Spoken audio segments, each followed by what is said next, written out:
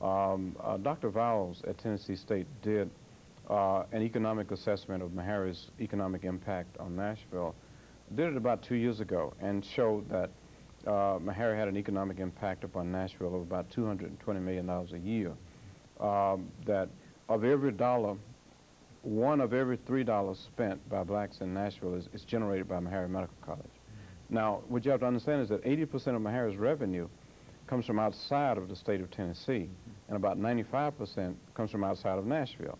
So when the business community looked at that data, and you know, they had just formed this Partnership 2000 program trying to get more businesses, what they realized is that one of the most important businesses in Nashville was Meharry Medical College when it comes to generating jobs and generating revenue, bringing a lot of the resources from outside. Since that time, the Chamber of Commerce has taken very seriously its support for this merger. It appointed a special task force chaired by Ben Rector. They have been meeting on a regular basis ever since. And then, of course, you remember when Mayor Bona, in fact, after the Board of Hospitals voted against the merger, Mayor Bona appointed a committee of business leaders chaired by Bud Wendell of Opryland. It included Tommy Frist of Hospital Corporation of America, Ray Dana of Shoney's, Cecilia Atkins, who is chairman of the board at Fisk, and I'm blocking on one other person, but they were all leading business people in this community. And the outcome of their assessment was that they found that the potential financial impact of this merger on Nashville was even greater than what Ernst & Young had projected. And they strongly recommended that the city move forward with this merger.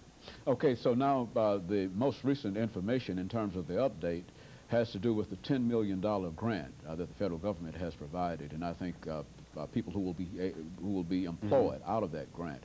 Why don't you talk about that in terms of some of the opposition to that prior to the grant, and what you think the grant will do in terms of bringing about greater support? Yeah, because it's really not actually a grant, but it's a federal commitment.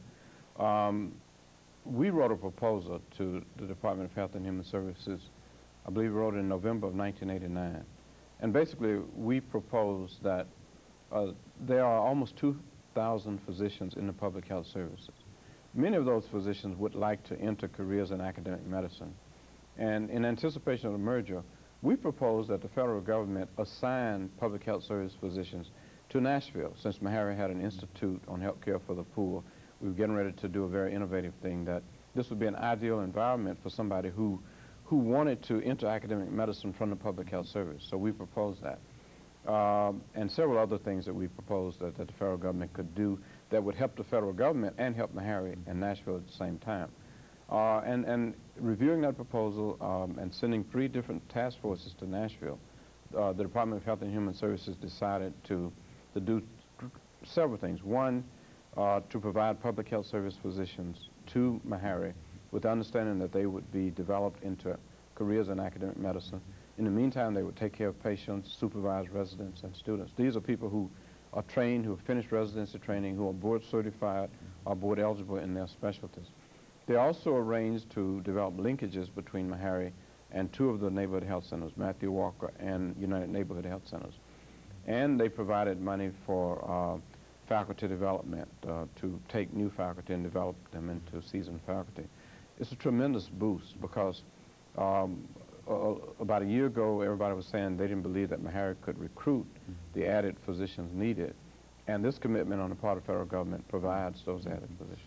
Very good. And so the merger is moving forward. Dr. Satcher, what I'd also like to do is to talk about some other issues, certainly that will impact upon the merger. And I think the best way to do that is to first indicate that your academic dean, Dr. Foster, indicated not long ago that there were approximately 175,000 Tennesseans who were either underserved or without any kind of medical benefits or insurance. And I think in order to tie into that, not long ago you made a speech down at the Legislative Plaza talking to the Black Health Care Task Force. And I think your vision there was to see Meharry as the major institution in the nation, providing examples and other things so that other institutions might be able to buy into that. Why don't you talk about your vision in reference to what Meharry might be able to do as the leader in terms of trying to provide some kind of access and some kind of other things that are needed in our medical profession today. Okay, let me say, you mentioned